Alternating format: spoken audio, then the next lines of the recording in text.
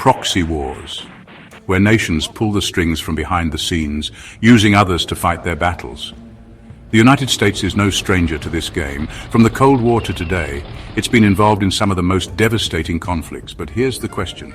Are these wars about protecting democracy or protecting American interests? Let's start with the Cold War. The United States and the Soviet Union turned the world into a chessboard. In the Korean War, the United States poured billions into South Korea to counter Soviet-backed North Korea.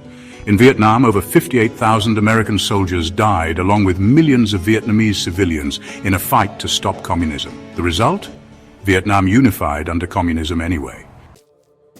In Afghanistan, the United States funneled weapons and billions of dollars into arming the Mujahideen to fight the Soviet invasion in the 1980s.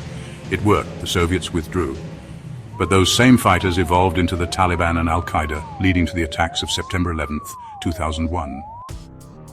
In Latin America, the United States backed brutal regimes and rebel groups to fight communism. In Nicaragua, it armed the Contras to overthrow the Sandinista government. This led to mass human rights violations and decades of instability. In the Middle East, proxy wars are still raging.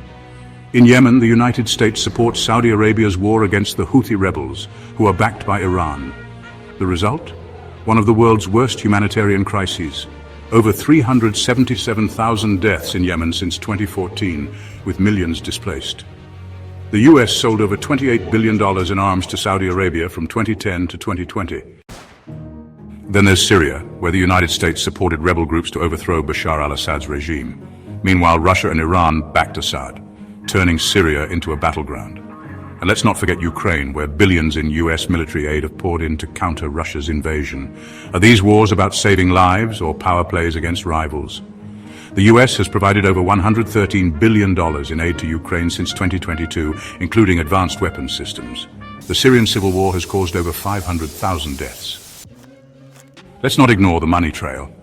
US proxy wars are a goldmine for the arms industry. Companies like Lockheed Martin and Raytheon profit from every missile fired and every drone deployed. The justification is always the same. We're defending democracy, but let's be real. In many cases, the US has backed dictators and warlords when it suited its interests. Remember Iran in the 1980s? The US supported Saddam Hussein during the Iran-Iraq War, only to turn against him a decade later. And what about the civilians? Proxy wars leave millions displaced, starved, or dead. The cost of these wars is always paid in human lives, while the powerful sit safely behind their desks. The United States calls itself the champion of freedom. But is it really a global hero or a master manipulator using proxy wars to maintain its dominance? You decide. Is the US protecting democracy or just protecting itself? Let us know in the comments. And don't forget to subscribe for more hard truths they don't want you to know.